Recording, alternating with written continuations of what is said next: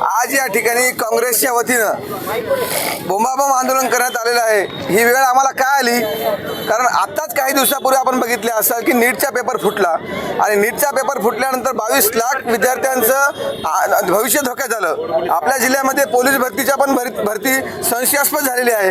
हे एवढं झालं ना झालं की आज उद्या आपले परीक्षार्थी बसले होते शिक्षक भरतीचे TETसाठी, ती TETचा पेपर फुटला म्हणून शासनानं आज पत्र काढलं आणि भिवंडीमध्ये त्या गुन्हा दाखल झालेला आहे आणि त्यामुळे उद्याची पेपर आम्ही रद्द करत आहोत। या शासनाची इतकी नामुष्की, यांना लाज वाटली पाहिजे की आपण एवढे पैसे विद्यार्थ्याकडून घेतो, विद्यार्थी एवढी परीक्षेची तयारी करतात, त्यांच्या मनाचा, त्यांच्या करिअरचा, त्यांच्या अभ्यासाचा काही विचार करणार आहेत की नाही सरकार, आणि त्यांच्या भावनेशी खेळण्याचं काम हे सरकार करत आहे। मागच्या नीटच्या परीक्षा लांबल्यामुळेच बऱ्याचशा विद्यार्थ्यांच्या देशामध्ये आत्महत्या झाल्या होत्या, परंतु यावेळेस अशा काही अपशकून किंवा आत्महत्या घडू नये एवढीच या ठिकाणी आशा बाळगतो आणि या सरकारचा या ठिकाणी आम्ही काँग्रेस पक्षाच्या वतीनं मोठ्या प्रमाणात निषेध करतो।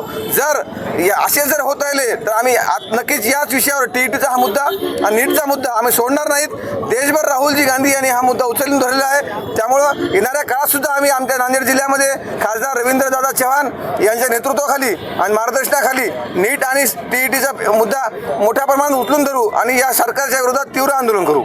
पूर्वीही या TETमध्ये मोठा भ्रष्टाचार झालेला आहे, पण तो मुद्दा आता भाषणात उंडाळलेला आहे। माझ्या माहितीप्रमाणे 2022 मध्ये आणि 2024 मध्ये पण TETचा पेपर फुटला होता आणि त्यावेळेस एक भाजप सातारा का कोल्हापूरचा भाजपचा जिल्हाध्यक्ष त्याच्यामध्ये आरोपी होता, परंतु त्याच्यावर कुठलीही कारवाई झालेली नाही, थातुरमातूर कारवाई केली आहे। तरी सुद्धा तिसऱ्यांदा पेपर TETचा फुटतो, म्हणजे सरकार मुद्दामून करते की काय कळत नाही। म्हणजे आमचा दावा किंवा आमचा आरोप असा आहे की हे भाजपचं सरकार आलं तेव्हापासून MPSC असेल, TET असेल, नीट असेल, हे सगळे पेपर ते दरवर्षीच फोडतात, परंतु यावेळेस उघडकीस आलेत, त्यामुळे ते सगळे तोंडावर पडलेत आणि त्यांचं हे षडयंत्र हे उघडकीस पडलेलं आहे। दरवर्षीच ते पेपर फोडून विद्यार्थ्यावर अन्याय करतात आणि विद्यार्थ्याच्या जीवनाशी खेळ करण्याचं काम हे करून कोट्यवधी रुपये जे येत आहेत खासदार फोडण्यासाठी, आमदार फोडण्यासाठी कुठून येतात, असेच घोटाळे करू करू ते पैसे जमा करत आहेत आणि आमदार खासदार फोडत आहेत।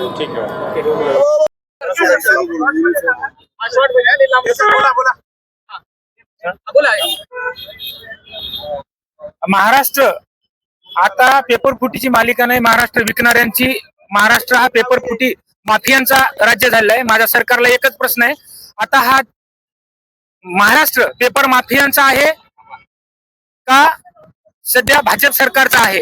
कारण जर पेपर माफियांचा हा महाराष्ट्र नसेल तर ते आरोपी आतापर्यंत DMER, आरोग्य, पशुसंवर्धन पेपरफुटीची जी मालिका होती तो सन 2021, 2024 आणि 2026 मध्ये सलग TETचे पेपर असतील, अदर सर्व विभागातील पेपरफुटीची मालिका अगणितरित्या सुरू आहे। त्यावरती आतापर्यंत एकही आरोपी तुरुंगात गेला नाही आणि तुरुंगात जर गेला नसेल तर हा सरळ सरळ लाखो विद्यार्थ्यांचा केलेला भविष्याचा खून आहे आणि त्याच्यावर टाकलेली चौकशी म्हणजे हे त्यावर टाकलेली पांढरी चादर आहे। त्यामुळे यापुढे सरकार व्यवस्थेची शस्त्रक्रिया करणे ह्याच उपाय राहील, कारण चौकशा बंद झाल्या, चौकशी आणि काही निष्पन्न होत नाही, चौकशी तात्पुरती ही मलमपट्टी आहे आणि पेपर फुटी नाही तर व्यवस्थेची दिवाळखोरी आहे। चौकशी नाही झाली पुढील कार्य काय होईल?